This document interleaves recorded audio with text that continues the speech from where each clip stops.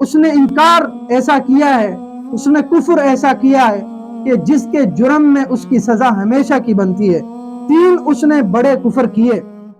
سيبقى اشتياقي لكم في المآقي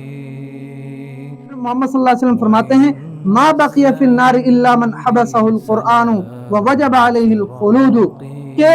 جہنم میں صرف وہی باقی رہ گیا جس نے کفر کیا ہو، جس کے بارے میں قرآن کا یہ فیصلہ تھا کہ اس نے ہمیشہ ہمیشہ جہنم میں رہنا ہے، اور وہ صرف کافر تھا، جس کی موت اس حالت میں آئی کہ اس نے کلمہ نہ پڑھا، جس کی موت اس حالت میں آئی کہ اس نے کفر کیا، جس کی موت اس حالت میں آئی کہ اس نے اللہ کا انکار کیا تھا، اللہ کی صفات کا انکار کیا تھا، اللہ کی اتنی وسیع نشانیاں جو اس دنیا میں پھیلی ہوئی ہیں کہ کوئی تو ہے اس دنیا کو بنانے والا، اس نے ان سب نشانیوں کا انکار کیا تھا، تو ایسے کافر کو اللہ ہمیشہ کے لیے جہنم میں رکھیں گے۔ نبی فرماتے ہیں باقی سب کے سب کو میں سفارش کر کے جنت میں لے جاؤں گا۔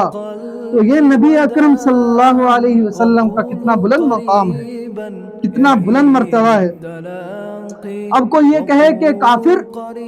ارے وہ تو ایک محدود مدت کے لیے آیا تھا، اس کی عمر 60 سال لگا لو، 70 سال لگا لو، 80 سال لگا لو، تو اتنے عرصے کے لیے وہ دنیا میں 100 سال بھی لگا لو، 110 سال لگا لو، اتنے عرصے کے لیے آیا تو 110 سال یہ بھی تو بھائی متعین ہے، طے ہے کہ 110 سال گنتی میں آ جاتے ہیں، تو آیا تو وہ اتنے دن، کفر تو اس نے چلو 100 سال کیا، تو اسے ہمیشہ کی جہنم اللہ کیوں دے رہے؟ کوئی اگر یہ کہے تو اس کا جواب یہ ہے کہ بھی اس نے انکار ایسا کیا ہے، اس نے کفر ایسا کیا ہے کہ جس کے جرم میں اس کی سزا ہمیشہ کی بنتی ہے۔ 3 اس نے بڑے کفر کیے۔ ایک تو اس نے ایسی ذات کا انکار کیا جو ذات ہمیشہ سے تھی اور ہمیشہ رہے گی،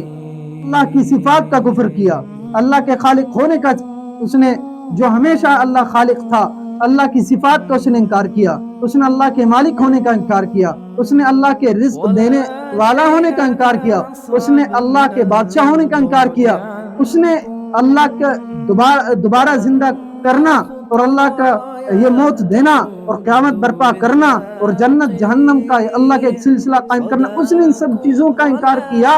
جن جن چیزوں کو اللہ کر سکتے ہیں، اللہ کی تمام صفات کا انکار کیا جو لامتناہی ہیں، جو بے انتہا ہیں، جو نہ ختم ہونے والی اس کی صفات ہیں۔ تو یہ بھی اتنا بڑا کفر کیا کافر نے کہ اللہ کی توحید کی نشانیاں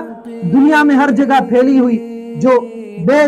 تحاشا ہیں، بے انتہا ہیں، لامحدود ہیں، تو اس نے اس لامحدود نشانیوں کا انکار کیا۔ یہ بھی ایسا کفر ہے کہ جو ہمیشہ کے لیے جہنم میں ڈال دے گا، اور اس اللہ نے قسم بھی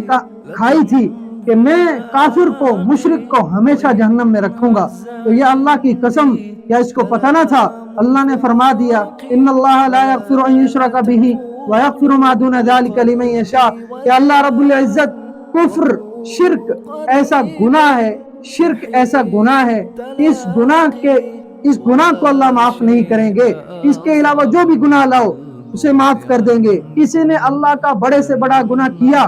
جھوٹ بولا، اس نے تہمت لگائی، اس نے کسی کو برا بھلا کہا، اس نے غیبت کی، کوئی بھی گناہ کیا، تو اللہ، کسی نے نماز چھوڑ دی، کسی نے زکوٰۃ نہ دی، کسی نے اللہ کی نہ مانی، تو اللہ کہتے ہیں قادر ہے کہ وہ معاف کر دے، لیکن شرک کو معاف نہیں کریں گے۔